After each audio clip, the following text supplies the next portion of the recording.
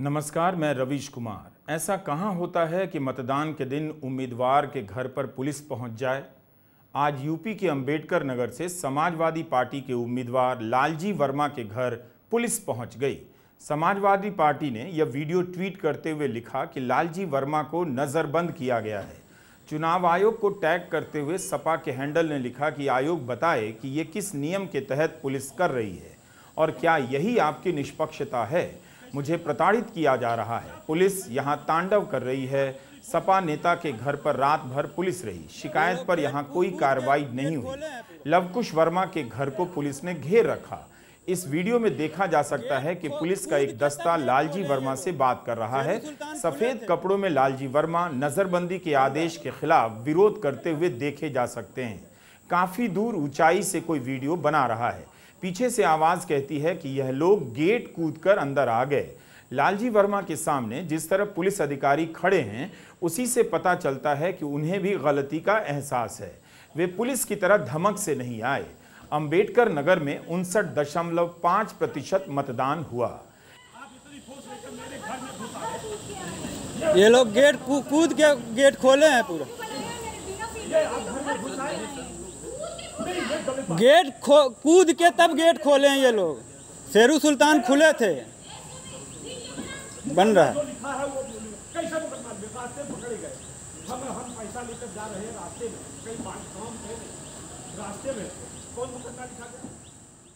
कहीं ऐसा तो नहीं कि लालजी वर्मा के घर पुलिस पहुंचने के बाद अंबेडकर नगर में मतदान तेज हो गया।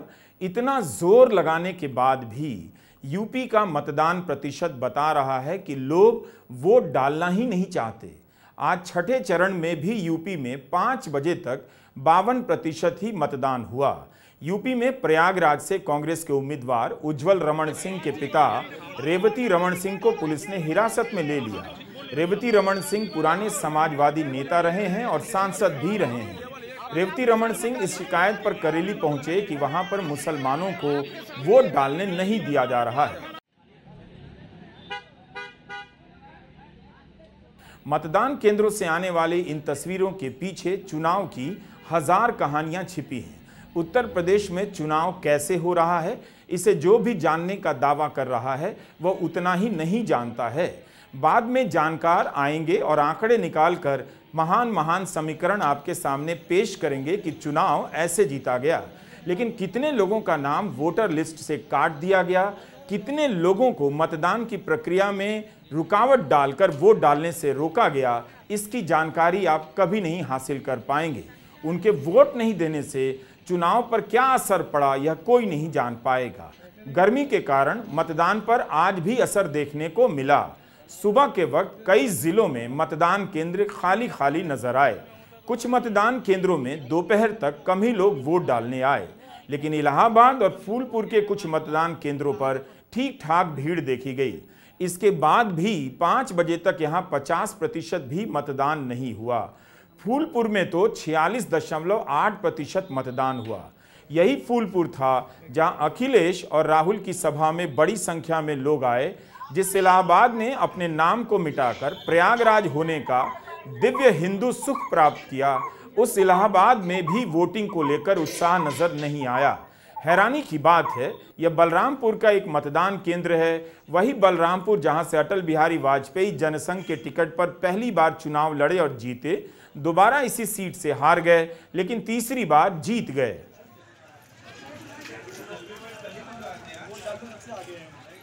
छठे चरण में उत्तर प्रदेश में अवध प्रांत और पूर्वांचल की सीटों पर मतदान हुआ। जिन 14 सीटों पर मतदान हुआ उसमें विपक्ष ने पकड़ बनाई है। पूर्वांचल की कई सीटों पर लोगों का ध्यान कम है, मगर यहां इंडिया गठबंधन ने बीजेपी के पसीने छुड़ा दिए हैं। दावा बीजेपी भी कर रही है, लेकिन स्थानीय जानकार बताते हैं कि इस बार की सीटें नतीजे के दिन चौंकाने वाली होंगी। प्रतापगढ़ में रघुराज प्रताप सिंह का सपा के पक्ष में चले जाने का भी असर पड़ सकता है। लालजी वर्मा के घर पुलिस का पहुंचना बता रहा है कि इस चरण में बीजेपी किस हालत से गुजर रही है। आजमगढ़ से सपा के प्रत्याशी धर्मेंद्र यादव ने कहा, प्रशासन धीमा मतदान करवा रहा है, जबकि कई जगहों पर लंबी लाइनें लगी हैं। चुनाव आयोग को शिकायतें भेजी जा रही हैं क्योंकि बीजेपी गड़बड़ी की कोशिश कर रही है। धीमा मतदान क्या किसी पैटर्न की तरफ इशारा कर रहा है? इस पर कम लोगों का ध्यान जा रहा है। कृपया इस पर ध्यान दीजिए। चूंकि उम्मीदवार का आरोप है, इसलिए धीमा मतदान की बात को अनदेखा कर दिया जाता है, लेकिन कई जगहों से आम लोग भी यही कह रहे हैं। यूपी में 2019 में 59.21% मतदान हुआ। इस बार पहले चरण में 60% से ऊपर मतदान हुआ, पांचवें चरण में 58%। आखिर यूपी में मतदान जोर क्यों नहीं पकड़ पा रहा है? कहीं ऐसा तो नहीं कि जो राम को लाए हैं वाला स्लोगन अब पसंद नहीं किया जा रहा है? कुछ लोगों ने कहा भी कि आम जनता को यह स्लोगन पसंद नहीं, क्योंकि राम तो सबको लाने वाले हैं, उनको कौन ला सकता है? इस बात से जनता नाराज होती जा रही है। धर्म की राजनीति ने राजनीति का अच्छा खासा सत्यानाश कर दिया और हिंदी प्रदेश के नौजवानों की राजनीतिक चेतना को अगले 30 साल के लिए बर्बाद कर दिया। नेता अपना खराब काम छुपाने के लिए धर्म के नाम का इस्तेमाल कर रहे हैं, लेकिन गाजियाबाद के मुरादनगर में छोटा हरिद्वार के एक महंत की पुलिस को तलाश है।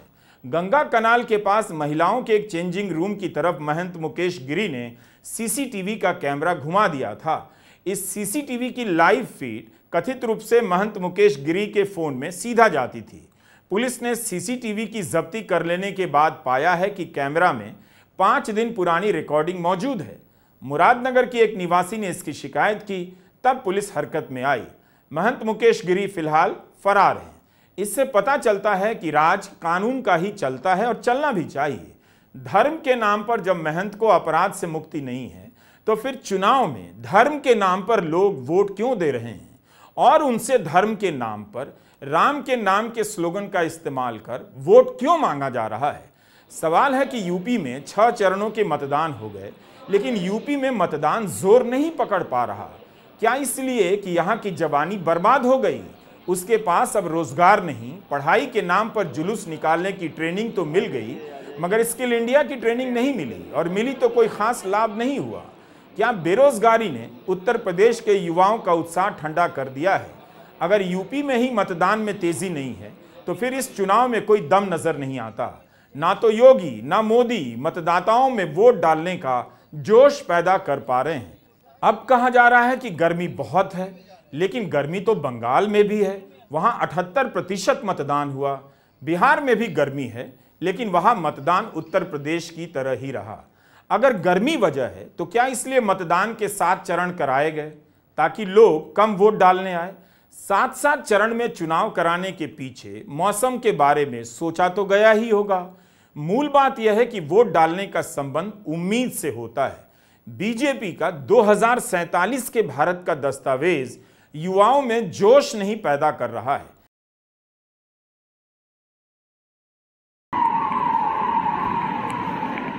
यह जानने के लिए हम इलाहाबाद के उन कमरों तक गए जहां परीक्षा की तैयारी करने वाले छात्र आजाद भारत में शानदार जीवन के सपने देखते हैं। आप भी देखिए कि कैसे किसी बेरोजगार की सारी दुनिया एक बंद कमरे में सिमट आती है। रेल के डिब्बों से एक के बाद एक लगे कमरे में इन छात्रों की पूरी दुनिया कैद है। ऐसी गर्मी में कूलर भी बड़ा स्वर्ग दिखता है। दीवार पर देश दुनिया का नक्शा चिपका है, जैसे नक्शा भी कमरे में कैद है। खाने के बर्तन और तैयारी की किताबें कमरे में साथ रखी हैं, संगी साथी नजर आती हैं। कपड़े खूंटियों पर ऐसे टंगे दिखते हैं मानो अपने ही घर में कोई किराएदार बनकर रह रहा है।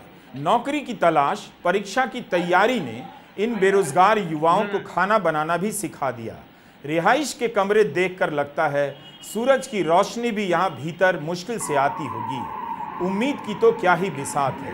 एक बंद गली दिखाई देती है जिसके आखिरी सिरे पर एक गैस का चूल्हा रखा है। साझा चूल्हा लगता है कई छात्रों का, जिसके पास छोटा सिलेंडर है और गिनती के बर्तन रखे दिखते हैं। छात्रों का कहना है चुनाव तो पेंडिंग नहीं जाएगा, रिजल्ट आएगा ही, लेकिन हमारी भर्ती पेंडिंग रह जाती है। लोकसभा चुनाव चल रहा है, आप देख रहे हैं पिछले 10 साल से भाजपा की गवर्नमेंट है केंद्र सरकार में, लेकिन छात्र हित में भाजपा गवर्नमेंट कोई काम नहीं कर रही है। देख रहे हैं मतलब जितने चैनल हैं चाहे जो हो, किसी भी चैनल पे कोई मतलब मीडिया मान लीजिए पूरी तरीके से भाजपा के सरकार के हित में काम कर रही है। लेकिन जो बेरोजगारी का मुद्दा है, जैसा कि आप पूछ रहे हैं कि सरकार छात्रों के हित में क्या काम कर रही है, आप देख रहे हैं पिछली जो अभी भर्ती आई थी यूपी पुलिस की, चुनाव से जस्ट लगभग 1.5 महीने पहले भर्ती आई थी। इन्होंने क्या किया कि वो फॉर्म निकाला, फॉर्म का फीस पेमेंट कराए, लड़के फॉर्म डाले। इनका क्या हुआ, इनका काम हो गया, जो इन्हें फीस कलेक्ट करना था वो काम हो गया, भर्ती पेंडिंग में चली गई। अब जो चुनाव हो रहा है लेकिन इसमें कोई गड़बड़ी नहीं होगी, फिर से इनकी सरकार बनेगी, ये पेंडिंग में नहीं जाएगा। इसका परिणाम कि चुनाव का परिणाम पेंडिंग में चला जाए। 6 जून को परिणाम आएगा ना चुनाव का, 4 जून को परिणाम आएगा, उससे कोई मतलब नहीं सरकार को। सरकार का परिणाम आएगा, लेकिन जो वो हम लोगों का परीक्षा का परिणाम आने वाला था उसमें क्या हुआ, पेपर लीक हो गया। सर सरकारें आती हैं जाती हैं, जब चुनाव आता है लोग बड़े बड़े जुमले बड़े बड़े वादे कर जाते हैं, लेकिन जनता की समस्या जस की तस बनी रहती है। केवल उनका अपना निजी विकास हो पाता है। और जैसे 2014 में बात करें, मोदी जी ने कहा था 2 करोड़ हम जॉब देंगे, लेकिन आज तक कोई वैसा वैकेंसी नहीं है जिसमें 2 करोड़ की बात हो। 10 साल करीब हो गए उनके कहते हुए, लेकिन अभी तक कोई ऐसा साल नहीं रहा। या अन्य किसी भी पार्टी का उठाइएगा तो वो उनका अपना निजी स्वार्थ उसमें छिपी होती है, बड़े बड़े वादे होते हैं, लेकिन विकास का नाम पे 0 है सब। अभी तक छात्रों के हित में कोई वैसा कार्य नहीं हुआ। जैसे जॉब हब माना जाता था, रेलवे हुआ, ये सेना हुई, लेकिन हमारे जब भी देखिएगा अग्निवीर आ गया 4 साल के लिए। नेताओं को 5 साल चाहिए, और लेकिन छात्र या रोजगार के लिए 4 साल में ही उनको रिटायर हो जाना पड़ रहा है। नेता लोग हमारे 80 साल हो जाए तो भी चुनाव लड़ सकते हैं, लेकिन हमारे जो छात्र हैं 4 साल के बाद आप अपने घर जाएं। इस चुनाव में भारत के प्रधानमंत्री नरेंद्र मोदी ने पूरा चुनाव मुजरा तो कभी मंगलसूत्र, कभी भैंस तो कभी पाकिस्तान पर बोलकर निकाल दिया। ढंग की बात भी की होगी, मगर उनके इस तरह के फालतू बयानों से अंकिलों को छोड़कर किसी में जोश नहीं आ सकता। इन युवाओं का सोचिए जिनका जीवन भर्तियों के इंतजार में पेपर लीक के कारण बर्बाद हो गया, उम्र भी निकलती चली गई। ये नौजवान रोजगार के चक्र से करीब करीब बाहर कर दिए गए हैं। इनकी बात ही नहीं हो रही, लेकिन पीएम को परमात्मा ने भेजा, कब उन्होंने सपना देखा, न जाने क्या क्या कहते हैं। इस चुनाव में प्रधानमंत्री मोदी कौन सा एजेंडा सेट कर रहे हैं पता नहीं। अगर विकसित भारत का इतना खाका है तो मुजरा टाइप का बयान उनकी जुबान पर कैसे आता है। बनारस में प्रियंका गांधी और डिंपल यादव ने कांग्रेस के उम्मीदवार अजय राय के पक्ष में रोड शो किया। अजय राय नरेंद्र मोदी से 2 बार हार चुके हैं, 2014 में, 2019 में और 2024 में तीसरी बार फिर से उनके सामने हैं। उनके हिम्मत की दाद देनी चाहिए कि 2 बार हारने के बाद भी तीसरी बार मैदान में हैं। अजय राय को पता है कि जिस नेता की पार्टी के पास कई हजार करोड़ रुपए का चंदा है, इतना पैसा है कि बनारस के सभी कार्यकर्ता को, बीजेपी के कार्यकर्ताओं को बीजेपी स्कॉर्पियो या फॉर्च्यूनर खरीदकर गिफ्ट कर सकती है। और गोदी मीडिया की ताकत तो है ही। अजय राय के पास क्या है, फिर भी वे चुनाव लड़ रहे हैं। प्रधानमंत्री मोदी से 3 बार टकराने का रिकॉर्ड उनके नाम होगा। मीडिया ने अजय राय की लड़ाई पर कम चर्चा की। श्याम रंगीला यहां से उम्मीदवार होते तो बनारस की लड़ाई में आनंद भी आता। बनारस राजनीतिक रूप से नीरस चुनावी क्षेत्र है। यहां खाने पीने की छोटी छोटी शानदार दुकानें ना हो तो दिल्ली से आने वाले पत्रकारों को रिपोर्ट करने के लिए कुछ भी ना मिले। इसलिए वे जब भी बनारस आते हैं घाट पर पहुंच जाते हैं। उस बनारस में नहीं जहां लोग रहते हैं, जहां के लोगों की अपनी समस्याएं हैं और जहां के लोग चुनाव में वोट डालते हैं। दिल्ली के पत्रकार बनारस आते ही आध्यात्मिक होने की नौटंकी करते हैं। इसकी गलियों में भटकने लग जाते हैं संसार का मर्म समझने के लिए। शायद ही कोई बनारस की शहरी समस्या पर रिपोर्ट करता होगा। सब बनारस के पौराणिक महात्म्य का बखान करने लग जाते हैं। बनारस ये है, बनारस वो है। भाई ये भी तो बताओ कि बनारस में आम जनजीवन क्या है, उसकी अपनी समस्याएं क्या हैं। मुझे लगता है बनारस मीडिया के बनारस से काफी परेशान हो गया है, और इस तरह के रोड शो से भी। अजय राय यूपी के अकेले ऐसे नेता हैं जो चुनाव से कुछ उम्मीद नहीं रखते होंगे। इस तरह का उम्मीदवार होना भी राजनीति में दुर्लभ है। लोग जीतने के लिए सीटें बदल लेते हैं, राज्य बदल लेते हैं, मगर अजय राय हारते रहने के बाद भी उसी बनारस की सीट से लड़ते हैं। प्रधानमंत्री मोदी स्मृति ईरानी के लिए प्रचार करने अमेठी नहीं गए, लेकिन अजय राय के लिए प्रियंका गांधी, डिंपल यादव ने रोड शो किया। बनारस में चर्चा है कि प्रधानमंत्री मोदी क्या पिछली बार के अंतर से जीतेंगे, उससे ज्यादा वोटों से जीतेंगे, या इस बार उनकी जीत कम वोटों से होगी। बनारस से पहले आज गोरखपुर में अखिलेश यादव और प्रियंका गांधी ने एक रैली की। ये सरकार वो है जो डराने के लिए अपना बुलडोजर लेकर के आती है। अगर गरीब है तो बुलडोजर उसके घर पे चला देते हैं, अन्याय के लिए बुलडोजर लेके आ जाते हैं। लेकिन बताओ नौजवान साथियों, अगर एक भी परीक्षा का पेपर लीक करने वाले के ऊपर अगर कोई बुलडोजर चला हो तो बता दो हमें। इसलिए मैं आपसे कह रहा हूं, ये सरकार ने पेपर लीक हुए नहीं हैं, पेपर लीक कराए हैं जिससे नौजवानों को नौकरी न मिल जाए। और जाकर के घर सोचना कि जो पेपर लीक हुए हैं जिससे आपके सालों साल खराब हुए हैं, आपका जीवन का 1/3 जीवन बर्बाद किया है।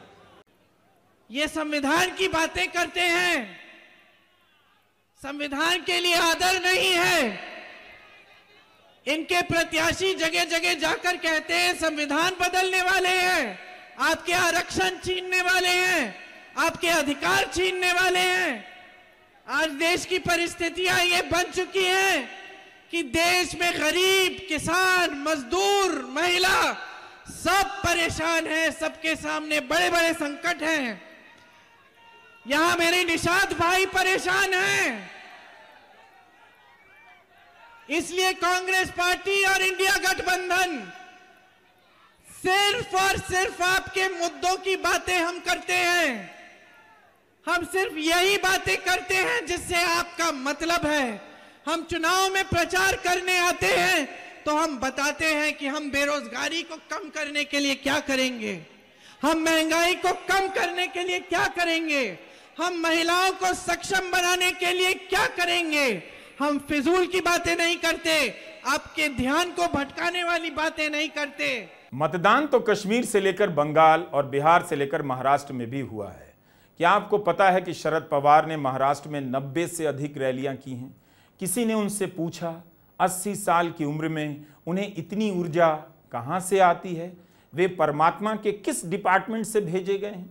मल्लिकार्जुन खड़गे ने 100 सभाएं की हैं, वे भी 80 से अधिक के हैं। उनके यहां ऊर्जा कहां से आती है? चुनाव आयोग से भी पूछना चाहिए कि 7-7 चरण में चुनाव कराने की ऊर्जा कहां से आती है। नमस्कार, मैं रवीश कुमार।